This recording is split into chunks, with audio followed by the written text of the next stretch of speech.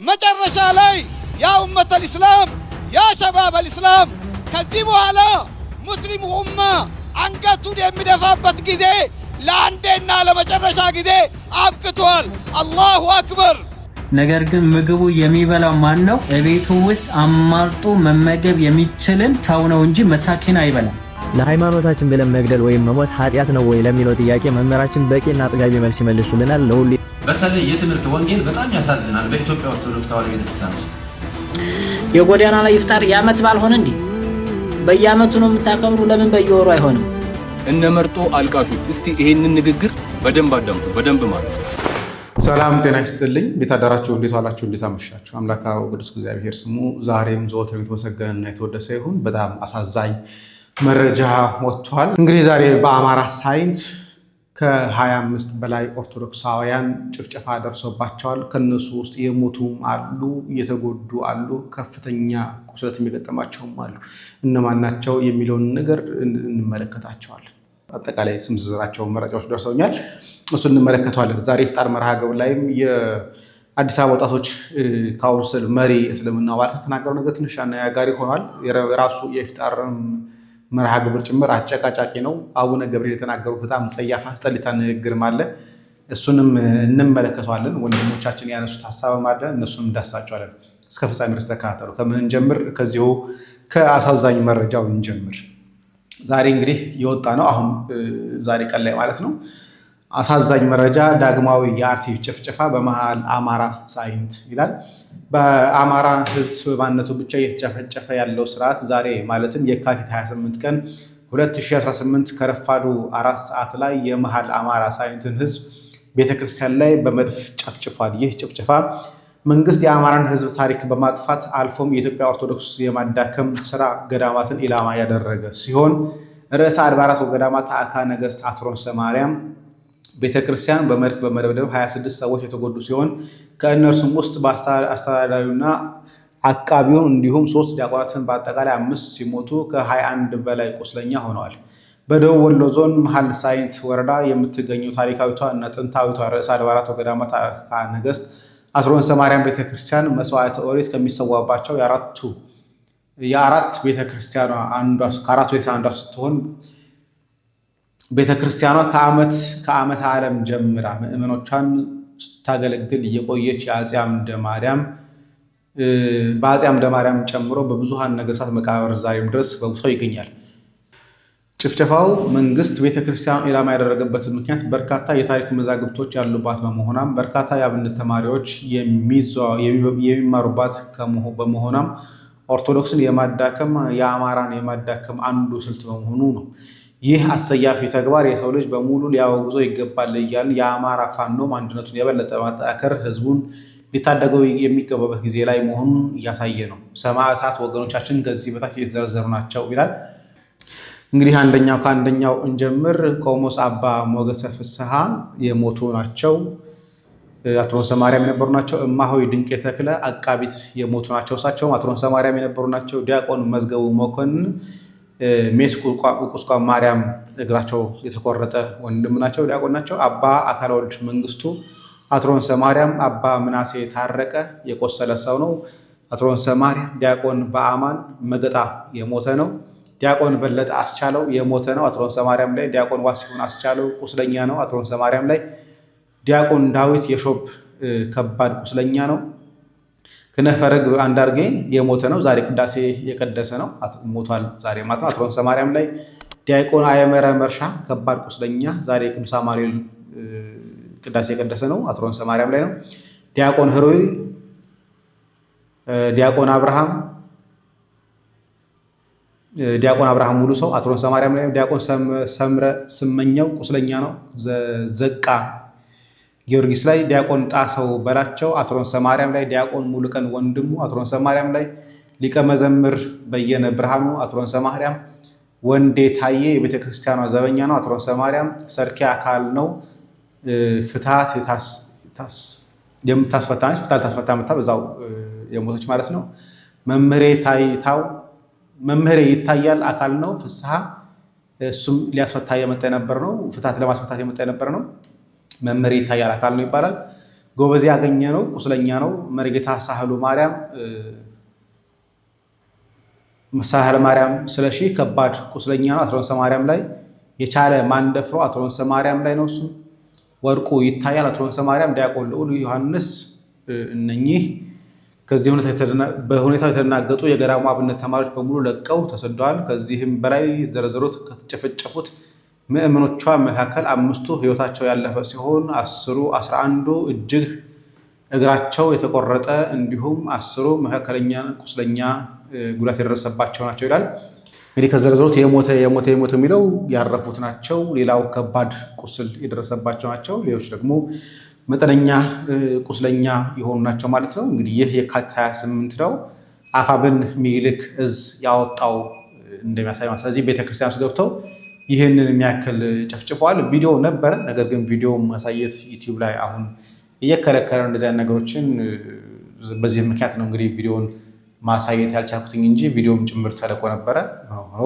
ሌላኛው ጉዳይ ካርሲ ጋር አያይዘን ለመርጦ አልቃሾች ደግሞ ይሄን አድርሱላቸው እነ መርጦ አልቃሾች እስቲ ይሄንን ንግግር በደንብ አዳምጡ በደንብ ማለት የሆነ ቦታ ላይ የሆኑ እምነት አማኞች ተገደሉ ሲባል እንሰማለን ካነሁ ላ ያዕኒና ማይመለከተን ይመስላል እንዴት ነው የማይመለከት እምነታቸው የፈለገ ይሁን ኦርቶዶክስ ይሁኑ ፕሮቴስታንት ይሁኑ አይሁድ ይሁኑ እምነት የለሽ ይሁኑ ሰዎች አይደሉም ወይ አስቀድሜ እኚህን አባት በጣም ማመስገን ፈልጋለሁ ሲቀጥል መርጦ አልቃሾች በደንብ አዳመጣችሁ ለሰው ልጅ በሰውነቱ ሳይሆን ዘር እየመረጣችሁ ብሔር እየመረጣችሁ ሃይማኖት እየመረጣችሁ የምታዝኑ በደንብ አዳመጣችሁ ይሄንን ንግግር አሁን ጊዜው ከፍቶ እንጂ ድሮ እኮ ለሰው ልጅ ምናዝነው በሰውነቱ ነው ሃይማኖቱን ብሔሩን ዘሩን መርጠን ሳይሆን በሰውነቱ ነበር ምናዝነው አሁን ግን በጣም በሚያሳዝን ሁኔታ ለተጎዱና ለሞቱ ሰዎች ለማዘን መስፈርታችን ሰውነታቸው ሳይሆን የኔ ዘር ናቸው የኔ ብሔር ናቸው የኔ ሃይማኖት ተከታይ ናቸው እያልን ከሰውነታቸው ይልቅ በዘር በሃይማኖት በብሔራቸው እየለየን ማዘን ጀምረናል ኦርቶዶክስ ሲጨቆን ኦርቶዶክስ ብቻ ካለቀሰ ሙስሊም ሲጨቆን ሙስሊም ብቻ ካለቀሰ ፕሮቴስታንት ሲጨቆን ፕሮቴስታንት ብቻ ካለቀሰ ችግር አለ ማለት ነው መርጦ አልቃሽ ሆነናል ማለት ሰባዊነት ደግሞ መስፈርት የለው ኦርቶዶክስ ሙስሊም ፕሮቴስታንት አይልም ጥቁር ነጭ አይልም ኦሮሞ አማራ ትግሬ አይልም ስለዚህ ለምንም ነገር መስፈርታችን ሰባዊነት ይሁን ሰውነትን እናስቀድም ጠቃሚ ነው ብላችሁ ካሰባችሁ ብቻ ይሄንን ቪዲዮ አድርሱልኝ አመሰግናለሁ እናመሰግናለን እንግዲህ መርጣን አልክስም እውነቱን ብለን እናከራለን ታዲያ ዛሬ ነጃሺ ለሀገር የሚል ነጃሺ የሚባል ንጉስ ኢትዮጵያ ውስጥ የለም ግን እነሱ ፈጥረው መንግስትን ማሳመነው ህዝበ ሙስሊሙን ማሳመነው የተንቀሳቀሱ ስለሆነ ምንም ማድረግ አንችልም ግን በታሪክ መሞገት ስለምንችል ነጃሺ የሚባል እንደሌለ እናውቃለን ታዲያ ነጃሺ ለሀገር ብለው እንሞላዋለን ብለው አስቦ ነበር ስቴዲየሙን መስቀል አደባባዩን ነገር ግን እንደምትመለከቱት ባዶ ነው የተገኘላቸው ሰው የለም ምክንያቱ ደግሞ በኋላ ላይ እንመለከታቸው ከዚህ ቪዲዮ በኋላ ሲቀጥል እናያቸዋለን ለምን እንዳልተገኙላቸው ዋና ፖለቲካ ለመስራት ነበር ሐሳባቸው ነበረው አልተሳካላቸውም ታዲያ እዚህ ላይ የአዲስ አበባ ወጣቶች ፌዴሬሽን የሙስሊሙ ማለት ነው ምን እንደተናገረ ላሰማችሁ ካልባለ ተግባር ወተን በአንድነት ሃይማኖታችን ብቻ ሳይሆን ሀገራችንን ማገልገል እንዳለብን ጥሪ ያስተላለፍኩኝ በመጨረሻ ላይ እኛ በዚህ ሀገር ላይ በመኖርበት ሰዓት ሀገር የሁላችንም ነው ሀገር የጋራችን ነው ኢትዮጵያ ብዙ ብሔረሰቦች የሚኖሩበት እንደዚሁም ብዙ ሃይማኖቶች የሚኖሩበት ሀገር ናት በዚህ ሀገራችን ላይ ከመቻቻል አልፈን ተጋግዘን ተረዳተን በአንድነት ሀገራችንን ማልማት እንደምኖርብን ይሄንንም ማሳሰብ ይፈልጋለሁ እኛ እንደ ኢትዮጵያ ሙስሊም ወጣቶች ካውንስል ከሁሉም ሃይማኖቶች ጋር ከሁሉም ኢትዮጵያ ውስጥ ከሚኖሩ ድርጅቶችና ማህበራቶች ጋር በሀገራችን ጉዳይ ህገ መንግስቱ በፈቀደው ባዶ ነው ያያችሁ ባዶ ነው ፖለቲካ ሊሰሩበት ነበር አልተቻላቸውም ግን እንስማ የጠቅላይ ምክር ቤቱ መስመር በያዘ መስመር ላይ አብረን ተጋግዘን ሀገራችን ለማልማት ሀገራችን ለማበልጸግ ዝግጁ መሆናችንን ከወዲሁ ላስተላልፍላችሁ ፈልጋለሁ መጨረሻ ላይ ያ ኡመተል ኢስላም ያ ሸባበል ኢስላም ከዚህ በኋላ ሙስሊሙ ኡማ አንገቱን የሚደፋበት ጊዜ ለአንዴና ለመጨረሻ ጊዜ አብቅቷል አላሁ አክበር الله أكبر فقطع دابر القوم الذين ظلموا والحمد لله رب العالمين والسلام عليكم ورحمة الله وبركاته እንግዲህ ይህን የተናገረው የኢትዮጵያ ሙስሊሞች ወጣቶች ስሙቸውን ያስተላለፉልን የኢትዮጵያ ሙስሊም ወጣቶች ካውንስል ፕሬዝዳንት ኡስታዝ ሃይደር ከድር ነበሩ። እንግዲህ ይህ የኢትዮጵያ ሙስሊም ወጣቶች ካውንስል ከዚህ በኋላ ሙስሊም ኡማ አንገቱን የሚደፋበት ጊዜ አብቅቷል፣ አንድ የናቅሻ ጊዜ አብቅቷል። መቼ ነው የሙስሊም ኡማው አንገቱን ደፍቶ የነበረው? መቼ ነው ተጨቁናችሁ የነበራችሁት? እኔ ሳቀው ጨቁናችሁ እየገደላችሁ እንጂ ተጨቁናችሁ እንደነበር አላውቅም። ራሳቸው ኢየሱስ ሰዎችም የጻፉት ነው ይሄ ነገር ነው። ከመቼ ጀምሮ ነው እኛ በዚህ ሀገር ላይ ተጨቁነን የነበር ነው እያልን ነው? የት ነው አንገታችን የደፋ ነው ነው ወይስ ቀና ያደረጋችሁ እኛንን የሚል ቡድን የተዘጋጀ ይሆን? ለማንኛውም ሙስሊም አንገቱን መድፋት ታሪክ የለውም ብላለች። እንግዲህ እቺ ሀዌት ነች ፌስቡክ ላይ የምጽፍ ሰዎች።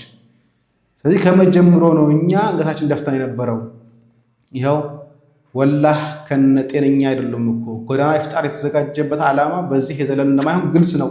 ምክንያቱም እንደምትመለከቱት ከዚህ በኋላ ሙስሊም ኡማ የሚለውን ላይ ሲመልሱ ያሉት ዓላማ ፖለቲካ፣ ዓላማው ነገር ማበላሸት፣ ዓላማው ታሪክ ማጣመም ካልሆነ በቀር ፍሬ የለውም። ይሄ ደግሞ እኔ አይደለም ያልኩ ያለሁት ሁለት ተከታታይ የተናገሩትን ነገር ላሰማችሁ።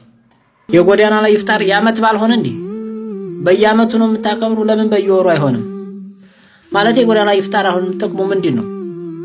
የሚጠቀመውስ ማን ነው? የሚጠቀመው እውነት እንነጋገር ተባለ ወያላ ባለሀብት እንዱም ደግሞ ባለስልጣን ለፕሮፓጋንዳ። ከዛ የተረፈ ምንድነው ጥቅሙ? እውነት እናንተ ይሄን ሁላ በጀት ለማይረባ ነገር ከምታባክኑ በጀቱ ካላችሁ ለምንድን መጦሚያ ማፍጠር ያላጡ በየቦታው ተፈናቅለው መጠለያም ጭምር ላጡ እነሱን ለምን አታስፈጥሯቸው? ለምን አታስጥሟቸው? እኛ ባለሀብት የምናውቀው መንግስትንም የምናውቀው በሌላው ሀገር ዱንካን ጥሎ ምስኪኖችን ዲሃዎችን ሲያስፈጥር ሲያሳስር እንጂ እና ባለሀብትና ባለንትና ተሰብስበ ፎቶ ተነሳ ክላ የጎዳና ላይ ኢፍጣር አትግቡ ዛውቁ። የጎዳና ላይ ኢፍጣር ይቻላል የሚል አካል እንዲሁም ደግሞ የጎዳና ኢፍጣር ላይ የሚገኝ ሰው መውሊድ የማያከብርበት አንድ ምክንያት ይስጠኝ። የጎዳና ላይ ኢፍጣር መሳኪኖችን ለማስፈጠር እነሱን ለማብላት ነው የምትሉ ከሆነ መውሊድም አጀማመሩ እንደዛ ነው። ነብዩ አለይሂ ሰላቱ ወሰለም በተወለዱበት ቀን መሳኪኖችን እናበላለን እነሱን እንረዳለን ብለው ነው የጀመሩት። በጊዜ ሂደት ግን ምን ሆነ? ክብረ በዓል አድርገው ያዙ። የጎዳና ላይ ኢፍጣር ምንድነው ልዩነቱ? በየአመቱ ጊዜ ተመድቦለት ሁሉ የሚደረግ ነገር ከሆነ ቢዳ የማይሆንበት ምክንያት ምንድነው? አይ መውሊድ ቢዳ ነው የምትል ከሆነ ይህም ቢዳ ነው የማትልበት ምክንያት አይ መሳኪኖቹን ነው ማስፈጥረው ትላለህ። ግን እውነታው ሌላ ነው። ሲኩሪቲ ሰርተናል፣ ሂድማ ክፍል ሰርተናል። ነገር ግን ምግቡ የሚበላው ማን ነው? እቤቱ ውስጥ አማርጦ መመገብ የሚችልን ሰው ነው እንጂ መሳኪን አይበላም። ኢቨን ራሱ መሳኪኖች ደና ቦታ ራሱ የሚቀመጡበት የለም። ደና ልብስ የለበሰ ነው መርጦ ቪአይፒ ወይም ደግሞ አሪፍ ቦታ እንዲቀመጥ የሚደረገው። ግን ትንሽ ልብሱን የቆሸሸ ትንሽ መሳኪን የሆነ ሰው ሲመጣ ተገፍትሮ ነው የሚጣለው። ይህ በአይናችን ያየነው እውነታ ነው፣ የሰማነው ሳይሆን ይህን ሀቅ መካድ አይቻልም። እውነቱን መነጋገር አለብን። ያው ደግሞ ዑለማዎችን እናከብራለን። ክብር ለዑለማዎች ብላችሁ የምትዘፍኑ ራሱ የምታዜሙ ሰዎች ዛሬ ዑለማዎችን የከለከሉትን ነገር እንዴት በአክቲቪስት ተመርታችሁ ከዛ በኋላ አደባባይ እንትን ምናምን እያላችሁ ሌላ አጀንዳ የምትፈጥሩት ምንድነው? አንዴ ያስፈጠርክ እኮ አደባባዩ የሁሉን ዜጎች እንደሆነ አሳየ። ከዛ በኋላ እንዲህ የምታረግ ከሆነ የምር ኢኽላስ ተፈልጎበት ነው ወይስ ደግሞ እልህ ነው? ወነአውዝ ቢላህ። ባዳ ደግሞ በልህ አይሰራ፣ የአላህን ፊት ተፈልጎበት ነው የሚሰራው። እልህ ውስጥ ተገባብተህ አይደለም።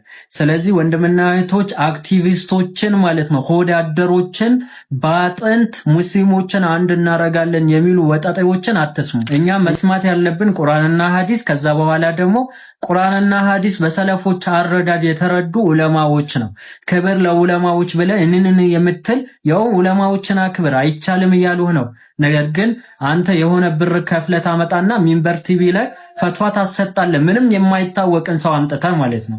በጣም ነው የሚገርመው። ለነገሩ ቢዝነስ አድርጋችሁ እንደያዛችሁት ይገባናል። የጎዳና ላይ ኢፍጣር ተብሎ ስንት ማስታወቂያ እንደሚመጣላችሁ እናውቃለን። በአመት ውስጥ የማሰሩትን የማታገኙትን ገንዘብ ብር በጎዳና ላይ ኢፍጣር እንደምታገኙት እናውቃለን። ሴትና ወንድ አደባልቃችሁ ማታ 4 ሰዓት 3 ሰዓት ያለ መህረም ሴት ልጅ ያ ውድ የሆነች ሴት ልጅ ማለት ነው በተከበረው በረመዳን ወር ማለት ነው ማንንም ወጣጤ ማንንም ዱርዬ ማለት ነው እንዲለክፋት ከማንንም ወጣጤ ጋር መንዞማ እያለች እንድጨፍር ከዛ መብራት አጥፍታ እንዲ እንደ ኮንሰርት አላህ ያሳ እንደ ኮንሰርት እንዲ እያልክ በቁርአን ወር ማለት ነው እንዲጨፍሩ ያረግ ከዛ በኋላ አንድነታችንን አሳየን ብዛታችን ዋካችሁ ጥራት የሚባል ነገር ተከተሉ ብዛት ምንም አይሰራ ይختላጥ ወንድና ሴት መደባለቅ ኢብኑ ቀይም ምን ይላሉ እዚች ምድር ላይ ዝሙት ጦርነት ደህነት እንዲሁም ድርቅ በሉት የተለያዩ ነገራቶች የመከሰታቸው ዋነኛ መንስኤ ምክንያት ይختላጥ ነው ይላሉ ዛሬ ላይ እኮ ተመልከቱ እስቲ እስላማዊ ይዘት ያለው ቪዲዮ እንሰራለን የሚሉ ግለሰቦች ትራቭል እያሉ ሴትና ወንድ አንድ ላይ አድርገው ከዛ በኋላ ትራቭል ሲያደርጉ እናያለን ከዛ መጣው ቲክቶክ ላይ ደግሞ የሙስሊሞች ጠበቃ ይሆናሉ አልበቃም ብሏቸው ደግሞ የአመቱ ተጽዕኖ ፈጣሪ ተብሎ ይሸለማሉ ምን አደረጉ ሲባል ሴትና ወንድ እንዴ ታምባ ሳሎን ላይ ያስቀምጠህ ሳሎን ላይ ድመት ቁጭ ብላ እባክሽን ድመት ዱባይ ወይን ደግሞ ፒያሳ የሆነ ክፍለ ሀገር ደርሼ እስከመመጣ ድረስ ይህን ሳምባ እንዳትበይ እባክሽን ብትላት ምን አይነት ምላሽ ነው የምትሰጠው ድመቷ ተበላዋለች ወይስ እያለች ነው የምትጠብቀው ይህ ነው እየተደረገ ያለው ወናውዝ ቢላ ስሜትን አንከተል ቁርአንና ሐዲስ እናስቀድም ማሰላም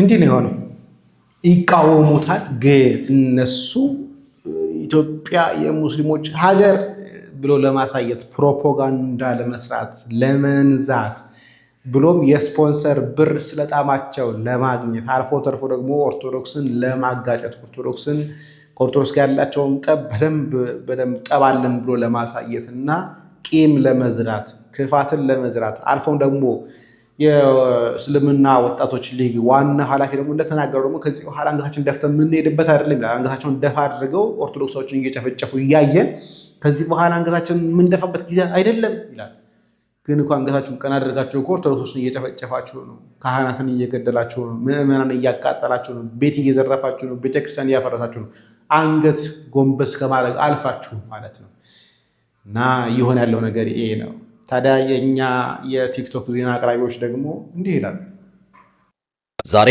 በጎንደር አሳዛኝ ዜና ተሰምቷል በበጎ አድራጎታቸውና በሰው አክባሪነታቸው የሚታወቁት የሃይማኖት መምህር የሆኑት ኡስታዝ መሐመድ ዘይን በታጣቂዎች በተፈጸመ ጥቃት ህይወታቸው እንዳለፈ ተሰምቷል ኡስታዝ መሐመድ ዘይን የሃይማኖት መምህር ብቻ ሳይሆኑ የከተማዋ የድሆች ደራሽና የሰላም አምባሳደር ነበሩ ዛሬ በሼህ አሊ ጎንደር መካነ ቀብር በሺዎች በሚቆጠሩ ወዳጅ ዘመዶቻቸውና የከተማዋ ነዋሪዎች እንዲሁም የሃይማኖት አባቶች በታላቅ ክብር ተሸኝተዋል ለኡስታዝ መሐመድ ዘይን ጀነትን ለቤተሰቦቻቸውና ለጎንደር ህዝብ ደግሞ ጽናትን ይስጥልን በዚህ ሰዓት እጅግ አሳዛኝ ዜና ተሰምቷል በጎንደር ከተማ ታዋቂው የሃይማኖት መምህር ኡስታዝ መሐመድ ዘይን ባልታወቁ ሰዎች መገደላቸው ተሰምቷል የኡስታዙ የቀብር ስነ ስርዓት በዛሬው ዕለት በርካታ የከተማው ነዋሪዎች የሃይማኖት አባቶችና እንዲሁም ደግሞ ወዳጅ ዘመዶቻቸው በተገኙበት በሼህ አሊ ጎንደር መካነ ቀብር መፈጸሙ ተገልጿል ኡስታዙ በከተማው ለሚገኙ ምስኪኖችና እንዲሁም ደግሞ ረዳት ለሌላቸው ወገኖች ዘላቂ ድጋፍ በማሰባሰብ የሚታወቁ የሰብአዊነት ተምሳሌት የነበሩና እንዲሁም ደግሞ ትልቅና ትንሽ በእኩልነት የሚያከብሩ አስተዋይና ከሁሉም የማህበረሰብ ክፍል ጋር ተግባቢ የነበሩ መሆናቸው ተገልጿል ፈጣሪ ለኡስታዝ መሐመድ ዘይን መልካም እረፍትን እንዲሁም ደግሞ ለቤተሰቦቻቸውና ለጎንደር ህዝብ ደግሞ መጽናናትን ይስጥልን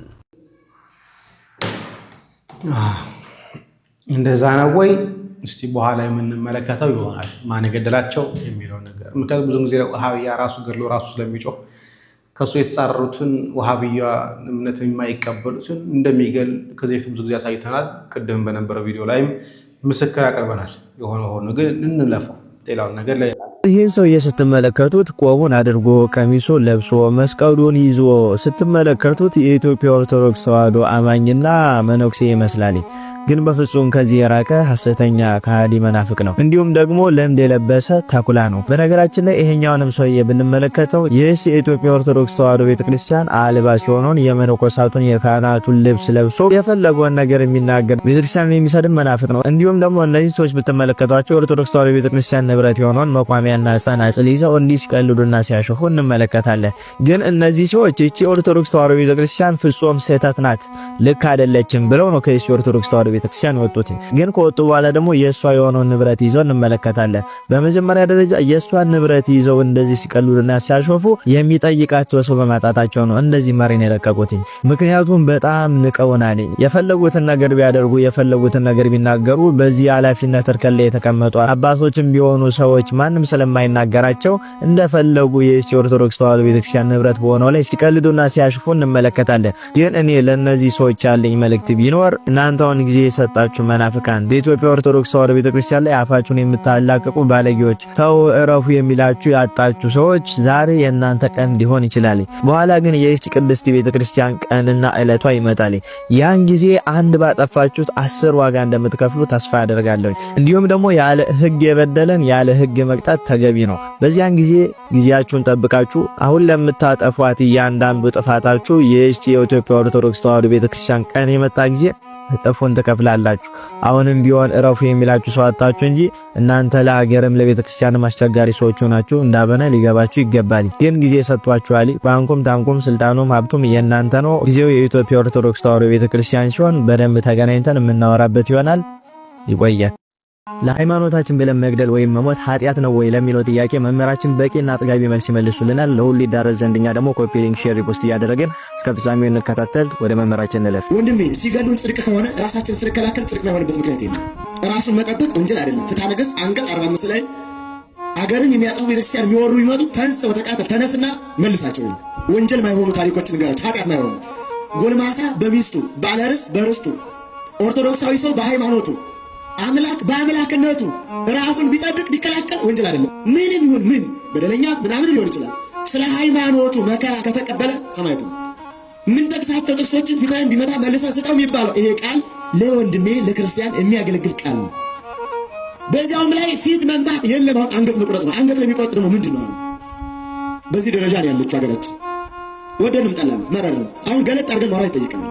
ምሳሌ ባነሳ አብርሃም የብዙዎች አባት የሃይማኖት መሰረት ነው። ዘፍጥረት ምዕራፍ 14 ቁጥር 1 ጀምሮ የምናገኘው ታሪክ አብርሃም ወንድሙ ሎጥን እና የሎጥን ቤተሰቦች ሚስቱን ማርከው ወስደው ኮሎዶጎሞራውያን ወደ አሕዛብ ሀገር ጨርሰው ይዟቸው ሲሄዱ አብርሃም ቤተሰቡን ቆጥሮ 318 ነው ተዋግቶ መለሰ። እና አብርሃም ወንጀለኛ ነው? ራሱን ማዳን ወንጀል ነው አብርሃም? ሌላ ልጨምራችሁ። ሙሴ አእላፈ እስራኤል ከነዓን እንዳይገቡ የአሕዛብ ነገሥታት ተሰደው አላሳልፍ አሉ። እነዚያን ድል አድርጎ ገባ እና ሙሴ ወንጀለኛ ነው? ሌላ ልጨምራችሁ። ፊናስ የተባለ ሰው ዘምሪና ከስቢ የተባሉ ከስቢ እና ዘምሪ በቤተ መቅደስ መካከል ሲያመነዝሩ ፊናስ የተባለ ሰው ከቤተ እግዚአብሔር የገባ ዘገር ወይም ጦር ነበረ። ሁለቱንም እዚያው አስጣበቀና አስቀራቸው። እግዚአብሔር ምን አለው? ፊናስ ወልደ አልዓዛር ወልደ አሮን ካህን አስር መስካለ ልቤ አልዓዛር ልጅ አሮን ልጅ ፊናስ ልቤን ደስ አሰኘው አለና ምን አለው እግዚአብሔር? 300 ዓመት መዋዕለ ክህነት የክህነት ዘመን ሰጥቻለሁ አለ። ለምን ነው እግዚአብሔር እንደሚያደርገው? ሌላ ጨምራችሁ ዳዊት ጎልያድ በእስራኤል ሲዘባበት በወንጭፉ መታው። ዳዊት ሳኦል ሲታመም ግን በገና ደግሞ ፈወሰው። ዳዊት በገናም ነበረው ወንጭፍም ነበረው። ኦርቶዶክሳዊነት እንዲህ ነው። ይጠብቃል፣ ይዘምራል። ኦርቶዶክስ ቀዳሽም ተኳሽም አራሽም ነው የነበረው። ጅላጅል አልነበረም። ይቀድሳል፣ ያርሳል፣ ይጠብቃል። በዚያ ስሪት ነው የነበረው። ለምሳሌ ዮዲትን ታስታውሳላችሁ። እስራኤልን ገብሩ ብሎ ሆሎርኒስ የሚባል አርመኒ ንጉሥ ተነስቶ እስራኤልን ሊያጠፋ ሲል ገብሩ አላቸው። ምን ወርቅ ብር እህል እንገብር አሉት። እኔ የወርቅ እህል ድሃ ነኝ አለ። ታዲያ ምን ነው የምትፈልገው? ከእስራኤል ቀኝ አይን ነው የምፈልገው አለ። አይን ውሃ አይደለም ምን ይሰራል አሉት። ጀግና ተብዬ መመስገን መወደስ ለዝንት ዓለም ነገር ፈልጋለሁ። ሰው ጠገበ ማለት ነው። የእስራኤል ጀግኖች አይናቸውን ለመገበር ተስማሙ። ምን እናደርጋለን አንችልም ነው። ዮዲት ባጭር ታጥቃ ሸብ አድርጋ ወገቧን ታጥባ ተቁላ ተቀብታ ከአሕዛብ ከተማ ሂዳ ሆሎርኒስን አንገቱን ድል አድርጋ መጣች። እስመ እግዚአብሔርን አዳነች። አሕዛብ ነው አይምርም። ዘንዶ ውጦ ነው የሚያላምጠው። አሁን እየሆነ ያለው ኦርቶዶክስ ውጦ ማላመጥ ነው እየሆነ ያለው። ውጦ ማላመጥ ኦርቶዶክስ ጥላቻ ሊኖር አይገባም። ራስን ማዳን ግን ወንጀል አይደለም። ወንድሜ ሲገሉን ጽድቅ ከሆነ ራሳችን ስንከላከል ጽድቅ የማይሆንበት ምክንያት የለም። ሰምተሃል?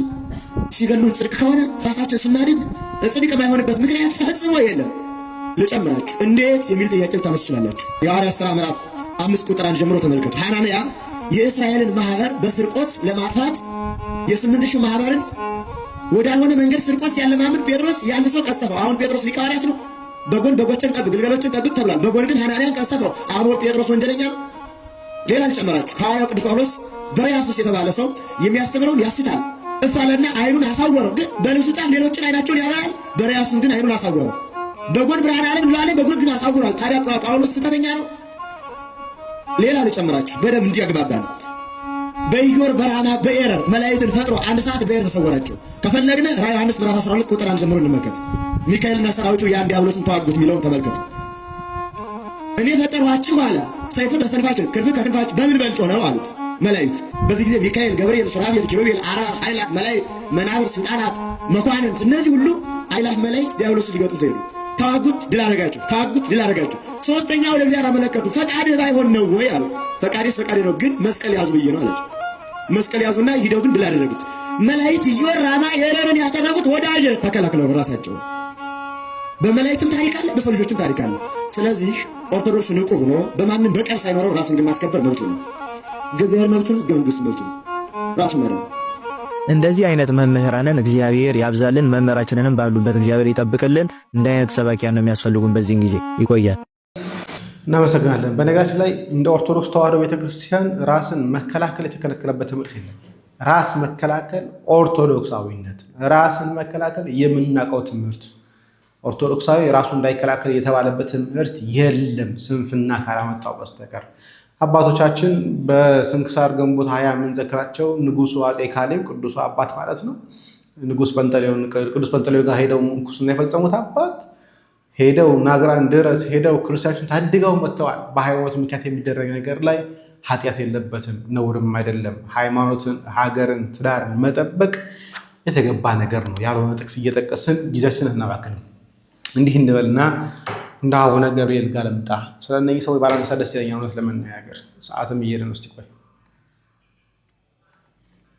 አንድ ሁለት ቪዲዮዎች እንመልከት። ከመንኩን ንጹሃነ ወቅዱሳነ በቅድሜሁ ይላል። ዓለም ሳይፈጠር በፊቱ ቅዱሳንና ነውር የሌለን በፍቅር እንሆን ዘንድ በክርስቶስ መረጠን። ኤፌሶን 1 ቁጥር 4። ታላቁ ሊቁና የቀለም ቀድ ብፁዕ አባታችን አቡነ ጎርጎርዮስ ቤተክርስቲያን ታሪክ በዓለም መድረክ የሚል መጽሐፋቸው ላይ ቤተክርስቲያን በዓለም መድረክ በዓለም መላእክት ነበረች ብለው ነው የጻፉት። እምነታችን እሱ ቤተክርስቲያን የተገለጠች መለኮታዊ መንግስት ነች ብዬ ትናንትና አስመሬበት። መወዛገብ የለብንም፣ ክርክር። የቤተክርስቲያን ትምህርቷ የጠራ ነው፣ የደራ ነው፣ የኮራ ነው፣ የበራ ነው። ቤተክርስቲያን ተሰርታ ያለቀች ነች። መጋቢ አዲስ ሁሌ እንደሚያነሱ ተሰርታ ያለቀች ማንም ሜካፕ የማያስፈልጋት ነች። ክርስቶስ አፍቀረ ለቤተክርስቲያን ወመጣ ወርሶ በእንቲያ ከመቀድሳ በጥምቀተ ማይ ወበቃሉ ወረስያል ወጡ ክብርተ ለቤተክርስቲያኑ ዳይሙ ከመተኩን ንጽሕተ ወቅድስተ። ኤፌሶን 1 ቁጥር 25 ላይ ክርስቶስ የገዛ ሕይወቱን አሳልፎ እስከ መስጠት ደርሶ ቤተክርስቲያን ወደዳት፣ አከበራት። አንድ ነውርና ነቀፋ እንዳይገኝባት በቃሉና በጥምቀት ቀደሳት፣ አነጻት ይላል። ከመይር ከበላይለሃ ርሳተ ወጥምቀት ነውርና ነቀፋ እንዳይኖርባት ለዘላለሙ ንጹህና ቅድስት ሆና ትኖር ዘንድ ክርስቶስ ቤተክርስቲያንን መረጣት፣ ቀደሳት ይላል። ስለዚህ ቤተክርስቲያን ማለት በዓለም መላእክት የነበረች ተገለጠች የምንለው ያቺ ነች። ምድር ላይ ተገለጠች። ለምንድን ነው በደንብ በዚህ ላይ ትኩረት የሚያስፈልገው? ተቋም ምድር ላይ ብቻ ነው ያለው። በሰማይ ተቋም የሚባል ነገር የለም። የእግዚአብሔር መንግስት ነው ያለው። ቤተክርስቲያን በሰማይም አለች በምድርም አለች። የነፍሳትና የምእመናት ስብስብ ነች። ምን ማለት እዚህ ላይ ዓለም ከመፈጠሩ አስቀድሞ ይላል እኮ በልጁ በኢየሱስ ክርስቶስ መረጠ። እኛ ዘመን የሚቆጠርልን ጊዜ የሚሰፈርልን ሰዎች ነን፣ ግን በእቅዱ ነበር፣ በህሊናው ነበር፣ በልቡናው ነበር የተጻፍን የተቀረጽን። ስለዚህ ቤተክርስቲያናችን በዓለም መላእክት የነበረች በምድር ላይ የተገለጠች የነፍሳት ስብስብ ነች። ብሉይን አሮጌውንም ዘመን አልፋ ዘመነ አበውን ዘመነ ካህናትን ዘመነ መሳፍንትን ሁሉንም አልፋ አምላካችን መድኃኒታችን ኢየሱስ ክርስቶስ በምድር ላይ የገለጣት ታላቅ መለኮታዊ መንግስት ነችና ቤተክርስቲያን ደግሞ ማገልገል ሁላችንም ይጠበቃል። ከነጫላ ባየ በተለይ የትምህርት ወንጌል በጣም ያሳዝናል። በኢትዮጵያ ኦርቶዶክስ ተዋሕዶ ቤተክርስቲያን ውስጥ እሱ ስለ ወንጌል በሚመለከት ስለሚደረገው አስተዋጽኦ ነው የዘረዘረው የተነተነው።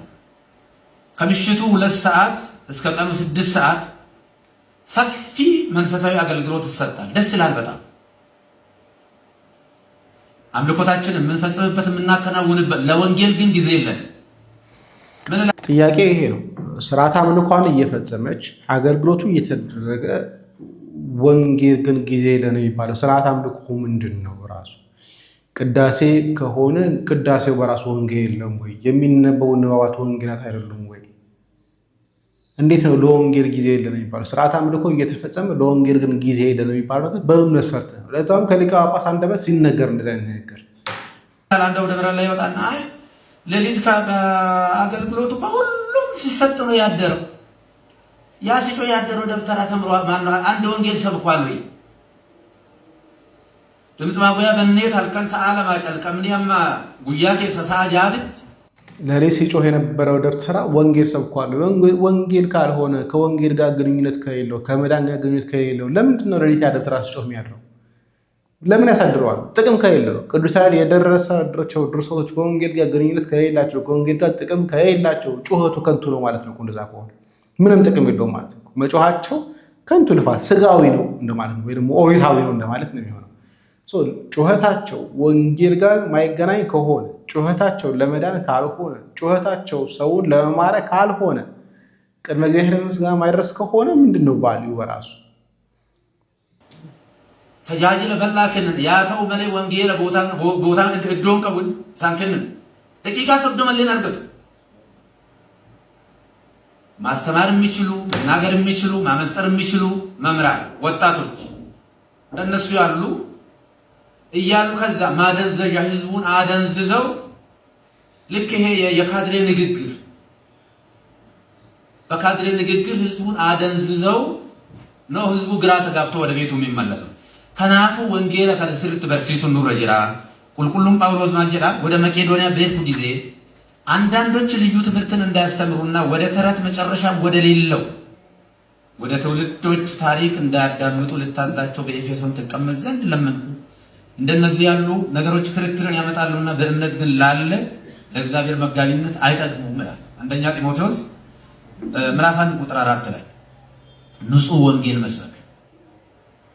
ቅዱስ ጳውሎስ ምን ይላል? ነነሰን ሰብክ ክርስቶስ አዘ ተሰቀለ። እኛ የተሰቀለውን ኢየሱስ ክርስቶስን እንሰብካለን፣ እናወራለን አይደል? እንተርታለን አይደል? እንወያያለን አይደል?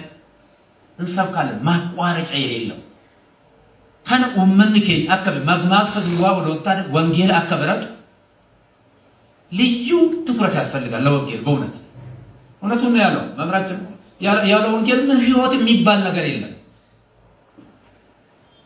ቤትም በሌላ በአቋራጭ ምንም መግባት አትችልም። የእግዚአብሔር መንግስት ወረስ የምትችለው በወንጌል ኢየሱስ ክርስቶስ ወዝንቱ ቃል ዘነገርኩክሙ ህይወቱ ውእቱ መንፈስ ውእቱ። የነገርኳችሁ ቃል ህይወት ነው መንፈስ ነው። ዮሐንስ 6:66 ላይ ከናንጀ ጎፍተን ከየ ኢየሱስ ክርስቶስ ከናፉ ለለበ ወንጌላ በርዳት ነበረት አሙመ ቤግ ነው አበርሲው የግድ ብሉይ የብሉይ መምህር መሆን የለብንም። የአዲስ ኪዳን መሆን የለብንም። ሰው እኮ ልክ አለው ብለዋል። ምእመን የሚፈልገው ሰላምን ነው መዳኑን ነው የሚፈልገው። ከናፉ ወንጌል ከነ በልኢናን አከለለም አደራጀቹን በርባል እስንጫላ ማልቱ ቤት ኤን ማማን ነው ዛ እስከ ዛሬ ድረስ የህዝብ እየተመዘዘን ቢሆን ጠብቃችሁ ያቆያችሁት እኮ እናንተ ናችሁ። ሌላለን ክሬዲት እንሰጣችኋለን፣ እናከብራችኋለን። ቀላል ነገር አይደለም። በዚህ ሰዓት እሳት ውስጥ እየተመላለሳችሁ አቆይታችኋልና ቅዱስ ጳውሎስ እንደተናገረው ክብር ይገባችኋል ብዬ ነው የምለው። ይሄን ምእመን እየደነዘዘን ቢሆን ጠብቃችሁት አላቆያችኋል። ስለዚህ እናመሰግናችኋለን። ደንዞም ቢሆን መጠበቃችሁ አፉ አመሲ ወንጌል ከነበዳት ሰፍብኔ ደደብኔ ወመንከኝ አከደመው ኡጋመነ በተስካን ኦርቶዶክሲ ተከሰ ከንጂሩ ጎፍተን ከኝ ኢየሱስ ክርስቶስ እንጂሩ ዋስ አሃዱ አብ የኒያም ለይቱ ጀኑት ቅዳሴ በዳት ሰለለም ጎፍታ ከኝ ኢየሱስ መር ክርስቶስ መሪም ብራማል ቁልቁሎ ተሳትስ ከናቡ ይህ ሰው እንግዲህ አሁን ወንጌል ሰብክ ያለው የወንጌል አርበኛ የወንጌል ገበሬ እየተባሉ በፕሮቴስታንቱ በኦርቶዶክሱም ሲሞገሱ ያሳራቸው ደግሞ የሚገርመው ሁኔታ ደግሞ እነዚህ አይነት ነገሮችን የሚለቀው ደግሞ ቤተክርስቲያን ውስጥ መምህር ነኝ ብሎ ጋውን ለብሶ የሚንቀሳቀሰው ሞንስታው ደግሞ አንዳንዴ ይሄ ነገር ወዴት ነው የሚል ነገር ሲያመጣ ታዩታላችሁና አሳዛኝ ነው የደረስንበት ነገር። የቤተክርስቲያን ሊቀ ጳጳስ ራሱ ቤተክርስቲያን ወንጌል አትሰብክም ብሎ በድፍረት የሚናገርባት ቤት ሆናለች። ይህ የካህናት ስልጣን ላይ የተናገሩት ነገር ነው።